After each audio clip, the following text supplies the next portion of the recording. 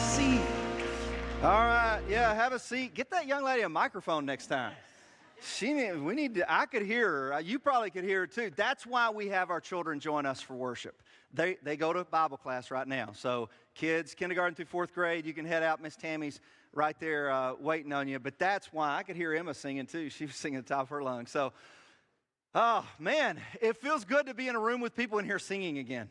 Like I've missed it. And I know you've missed it too. I know those of you online have missed it. And I'm still anxiously awaiting the day that we can all be back together again. We're still not all back together again, but it's been a long time since we've been together like this. It's been a full, really more than a calendar year since we've been able to have a worship service like this. And man, I'm grateful. Let's don't ever take it for granted again, the ability of the church to gather.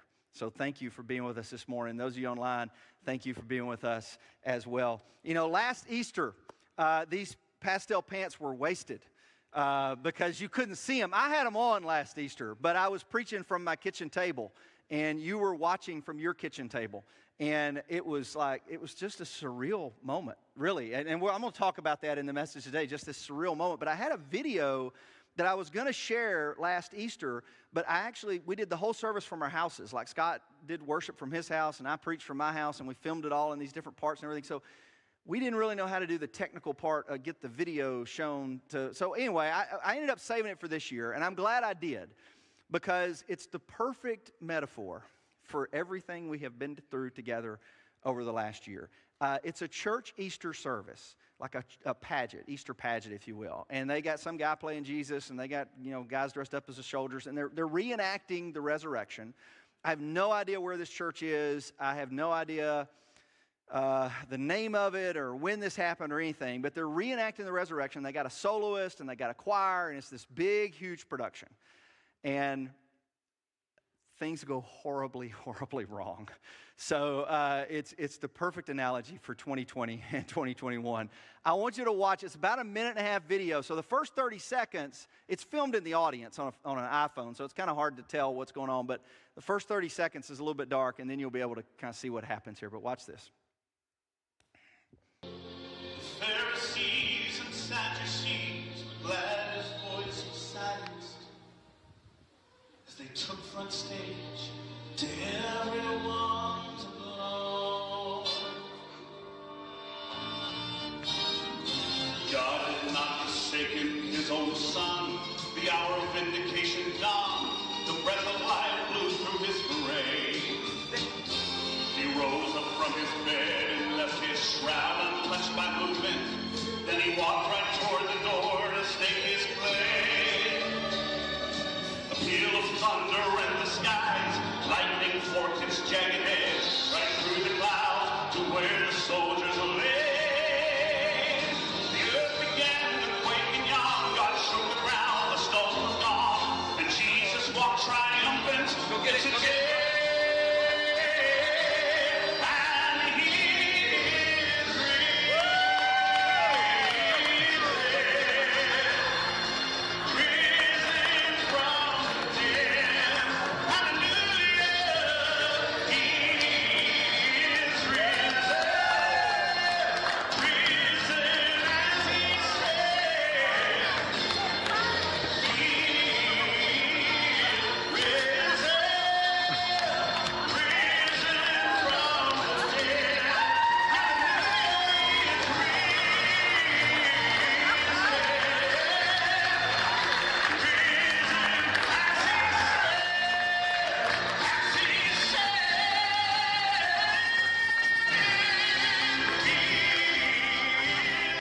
All right, there's Easter 2020 right there. That's exactly what happened. And I don't know, it's hard to watch all the components of that video. I was going to show it to you again, but we don't really have the time.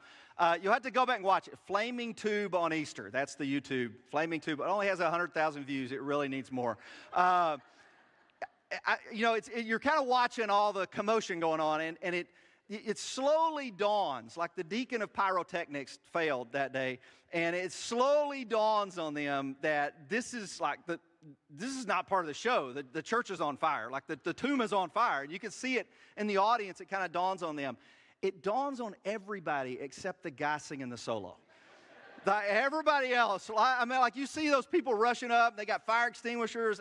I did like the big guy that came up to the right, to the side of it. He comes up the right side and he just kind of looks at it like, yeah, that's a fire. Yeah, somebody needs to put that out, But the guy singing the solo just keeps singing. The show must go on. We are not, and Jesus is still walking around out there like nothing's going on. No problems here. The guy's carrying a flaming door in front of him. That, to me, is a perfect analogy for where the church has been over the last year, and really where we've been as a society and individually over the last year. The world literally caught on fire last year. Literally, I mean, as you think about it, it's hard to imagine where we've been over this time period, but because we just forget about it. But I want you to go back a little bit and think about March, when they first started canceling ball games. I coached softball, so that was, there was no softball, there was no baseball, there was no soccer. There was no school sports, then there was no travel sports. And then the NCAA said, we're not going to have March Madness. And then the NBA said, we're not going to have the playoffs. And then Major League Baseball said, we're not going to start the spring season. And then there were no birthday parties. There were no anniversary celebrations. There were no weddings. I got disinvited to 2 weddings. I did them on Zoom, but you couldn't come to a wedding. There were no in-person funerals. There were no Easter dinners with your family. There were no Thanksgiving meals with your family. There were no Christmas meals with your family. You could not gather together with groups of people. The parks were closed. The playgrounds were roped off with yellow police tape. The fountains, water fountains, are taped up. You can't drink from the water fountain. There's no community celebration, no Fresh Fridays, no Mule Day. Not a political statement, just a statement of fact. No Mule Day last year in 2020 or in 2021. Well, it's debatable now. So, but I mean, I think about that. There was no school. There was no church, at least in-person church, couldn't come. There was no work. Many people's businesses shut down for 2 or 3 months at a time. We were all told to go home and stay away from everybody. And for the first week or two, it was kind of nice. Right? I mean, you remember the first week or two, we're like, hey, this is kind of nice. The brakes all of a sudden got thrown on. We're talking about how nice this is and this is good. And it just kept going a little bit longer and a little bit longer and a little bit longer. And we finally dawned on us, it kind of slowly dawned on us, the world is on fire. And the world is on fire. It's literally burning down around us. And what did we do? What did the church do? Well, we just kept singing. The show must go on. Just keep singing. And there's people who are like, there were churches talking about the first 2 or 3 weeks into this thing, like, man, we're growing during the pandemic. COVID's been good for us, man. Our views, they're going through the roof. We're really growing during this pandemic. 1 second views aren't quite the same as coming and being a part of a service. And YouTube counts every second as just one view. So if somebody watches for 1 second, that counts as much as somebody watches for a whole hour. So churches kind of miscalculate that. The other thing is Christians start sharing things like, there was this gift that went around, like, this is what it's going to be like when church comes back. This is when church comes back, this is what it's going to be like. You remember that one rolling around social media? Like, we were thinking that was going to be sometime in May or sometime in June. Guess what? That's not the way it happened. We were wrong.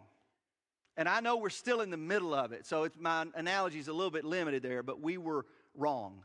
It didn't come back that fast. And I don't know what it'll look like from this point going forward. But we kind of did the same thing individually. Like individually, we all put on the brave face.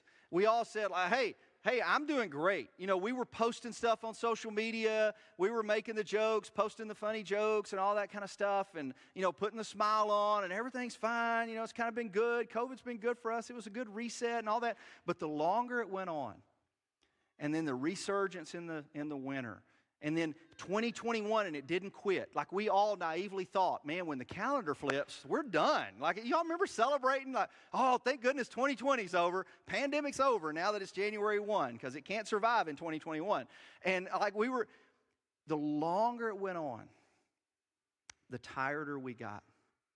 And it started manifesting itself in a lot of different ways. And I don't know if you guys experienced this, so if you didn't, maybe I'm the only one. But the more it went on, the tireder we got, the more stressed we got, the more emotionally exhausted we were. And people started reacting in ways that they would not normally react. Like people they got upset over stuff that, like I saw this in church. People got upset over stuff that they would not normally get upset over. It was really not that big a deal. I mean, there's some stuff in church that happens. It's a big deal. Yeah, get upset over that. But I mean, it was just little small things. It could be just one thing I said in a message or one book I used or something. People would get just all kind of out of sorts with that. And I saw it in school, you're coaching or, like people just get out of sorts over just the smallest little slight or offense. And you would see it in work settings. And I was asking people, like other people, like asking teachers and asking, employers and stuff like that. Like, do you just feel like everybody is so on edge right now? Like here at the tail end of this pandemic, we hope it's the tail end, but like it just feels like everybody is on edge. And like you're walking around on eggshells trying not to set anybody off. You don't want to upset them, and so like you're trying to avoid the landmines because it's like any of us could blow up at any time, and I'm including myself. Like it's just, we're so stressed and we're so emotionally exhausted, and no matter how good we've tried to hide it, the last year has taken an emotional toll on us. It's worn us out. I'm not even talking about elections. I mean, goodness, I'm not even talking about all the other stuff going on in our world, but I mean, just this last year has taken a toll on us. And if you think about it for just a minute, the economic uncertainty, the social isolation, and the physical uncertainty. Just think about those three things. The economic uncertainty, people lost their entire source of livelihood for 2 or 3 months. I mean, they were like, if you were in the dental field or if you were a hairdresser or if you owned a restaurant, I mean, it completely cut off for 2 or 3 months. And you're thinking, how am I going to pay my employees? How am I going to pay myself? How am I going to pay my mortgage? How am I going to keep the phone service up? You just think about that entire source of revenue cut off. And then other people in their businesses were either getting laid off or it was affecting them. All of that economic uncertainty. I sat down and did a budget with 4 quadrants, and each quadrant was like, the first quadrant was, okay, this is what I'm going to do right now. And then the second one was, if this thing lasts more than a week or two. Remember that? If this thing lasts more than 2 weeks, this is what I'll do next. And then if this thing lasts for 4 or 5 months, this is what I do. And if this gets nuclear, this is like, it was literally like, okay, we food and shelter, like it was down to the basic necessity. What do we need to do to survive if we got to survive? All of that uncertainty takes a toll. The physical uncertainty. Early on, people were posting stuff on social media like, do you know anybody with COVID? Remember that? Everybody's posted, do you know anybody with COVID? Like, and everybody's like, no, I don't know anybody. I don't know anybody. Every single one of us knows somebody now. We had it ourselves. Many of us had it ourselves. Many of us went in the hospital for it. People were fighting for their lives for it. I've done funerals. I've done 4 funerals for members of this church. I mean, it's that takes an emotional toll on us. When you're worried for the physical well-being of loved ones, or you're worried for your own physical well-being, that wears on your emotions as well. And then the social isolation, I don't think we have any clue yet what the outcome of that's going to be. They're going to be doing studies for the next 2 decades on how it's affected students to not be together with other students, to be isolated and have to do everything online or everything digital, or how it's affected the elderly to not be able to have family come and visit them in an assisted living facility or nursing home. They can't, or when you're sick, you can't have somebody come into the hospital with you. I mean, that takes a huge toll on us. And I think what we've been trying to do in the first part of 2021 is just kind of hold it together.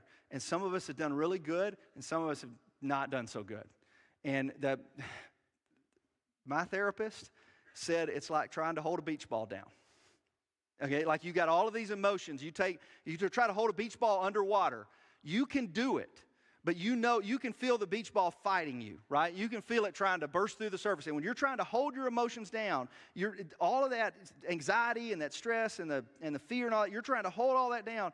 And you can do it for a little while, but eventually you lose your grip and it bursts to the surface. And when it bursts to the surface, it produces some pretty damaging results in your life and the lives of everybody around you. Galatians chapter 5. I think I know that Paul didn't have that analogy in mind when he wrote Galatians chapter 5, but I want you to just look at it for just a minute. And then we're going to get to a verse called Romans chapter 8, verse 11, that will absolutely is the game changer for us.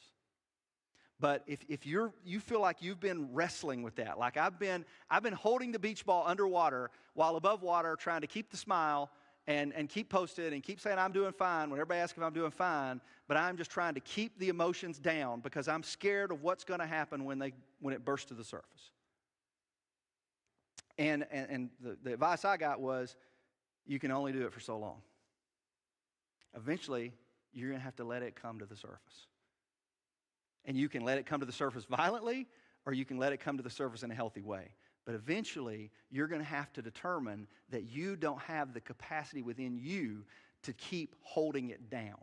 Eventually, you're going to have to determine that it's okay to lay down the microphone and stop singing and say, the world is on fire and I need some help.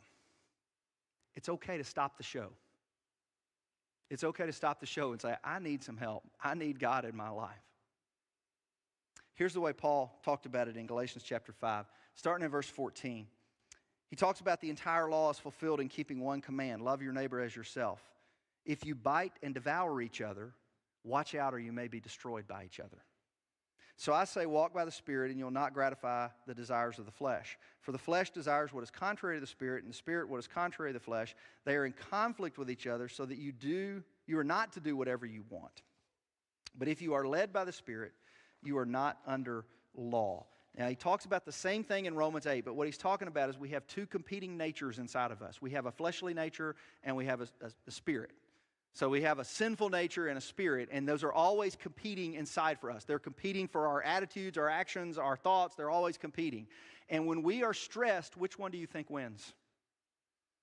Or when we are anxious, which one wins? When we are fearful, when we're in despair, when we are emotionally exhausted, which side tends to win that battle? The fleshly side almost always wins in times of high stress. In times of high emotional stress, the fleshly side wins out every time. And he describes what that looks like. He says the acts of the flesh are obvious: sexual immorality, impurity and debauchery, idolatry and witchcraft, hatred, discord, jealousy, fits of rage, selfish ambition, dissensions, factions, and envy, drunkenness, orgies, and the like. I warn you, as I did before, that those who live like this will not inherit the kingdom of God. Now, he says it differently than we would say it, but look at the list. When we get overwhelmed, we tend to act out in the ways he describes. Again, he uses different words than we would use today, but when we get overwhelmed with anxiety or fear or despair, we tend to act out sexually, we sow discord, we fly into fits of rage, we foster dissensions and factions in our families, in our relationships. We drink too much. We try to numb those feelings. That's one of the ways we try to hold it together and hold it down. And then he contrasts it with this. That's the fleshly nature. That's the side that usually wins in times of high emotional stress. And he says, but the fruit of the Spirit is love, joy, peace, forbearance, kindness, goodness, faithfulness, gentleness, and self-control. Against such things there's no law. Those who belong to Christ Jesus have crucified the flesh with its passions and desires. So since we live by the Spirit, let us keep in step with the Spirit. And so Paul kind of maps out a better way forward for us. He says a better way forward is to let God take control, and instead of responding with hatred, respond with love. Instead of responding with despair, respond with joy. Instead of getting impatient, respond with patience. Instead of with cruelty, respond with kindness. And you look at those things, and we know that when we do those things, we know that when we're kind and when we're good and when we're gentle, we know that God's working in our lives. Right? The result of the Spirit living in us is when we act in those ways. And we also know the opposite is true, that when we act not in those ways, it's not because God moved out of our lives, it's because we either stopped listening to Him or stopped yielding to Him. He's still there. The Spirit is still there. We stopped allowing Him to speak into our lives in a way in which we would let Him lead, the Spirit. Now, when I look at these two lists, at Galatians 5, and I look at the ways we act out sinfully versus the way we're supposed to act according to the Spirit, and I go, man, I wish I could be more loving, and I wish I could be more patient with people, and I wish I could be more kind with people, and I wish I could be more gentle. I wish I could be more self-controlled. I wish that the impulses there, when I look at that list and think, how in the world is that possible? Like, how in the world can I possibly, when you compare those two lists, how in the world is it possible to live in that way? How in the world is it possible to have relationships built on those principles versus the other principles, or a life built on those principles versus the other principles? And here's where Romans 8:11 comes in. And here's where Easter comes in. In Romans chapter 8, verse 11, Paul talks about the same thing. He doesn't give a list, but he talks about the same thing, the fleshly nature versus the spirit. And he says this in verse 11. If the Spirit of Him who raised Jesus from the dead is living in you, then He who raised Christ from the dead will also give life to your mortal bodies because of His Spirit who lives in you. Now, it's a little bitty statement buried in this long kind of theological treatise here that he talks about in Romans, but he says so much in that verse right there. Look at this in the New Living Translation. The Spirit of God who raised Jesus from the dead lives in you. So Paul wants to clarify something. He wants to say not only does the Spirit of God live in you, yes, the Spirit of God lives in you, but the Spirit of God who raised Jesus from the dead. The point he's trying to make is the same resurrection power that we've sang about today, the same resurrection power is available to us because God resides in us. He has set up residence in our hearts. So when we think, there's no way I can be loving in this situation, there's no way I can be patient in this situation, there's no way I can be gentle, there's no way I can be self-controlled, there's no way I can stop drinking, there's no way I can ever talk to my brother again, there's no way I can ever repair things with my mom, there's no way that we're ever going to pull this marriage back together, there's no way that I can never stop looking at that stuff that I'm looking at on the computer, there's no way that I can do that. What that verse tells you is this: there is. And it's through His power. Through your power, you're right. You can't. Anybody who's ever tried to stop an addiction just on willpower knows that it don't work. Right? Anybody who's ever tried to repair a broken relationship just on willpower, let's just gut it out and we'll make it. It doesn't work. You need God. You need God in your life to be able to do these things. And that verse, can you throw that back up for me, Ty, real quick? That verse 11. That verse right there, to me, changes everything. What it tells me is that you don't have to keep singing while the world's on fire. You can turn it over to God. You don't have to keep trying to control things or keep trying to manage the expectations or manage the emotions and put on the brave face. You can turn it over to God, and you can lay down the worry, and you can lay down the anxiety, and you can lay down the despair, and you can lay down the stress, and you can lay down the exhaustion, and you can trust in the God who says, His Son says, come to me, those who are weary and heavy laden, and I'll give you rest. You can give that up to Jesus. That verse right there really changes everything.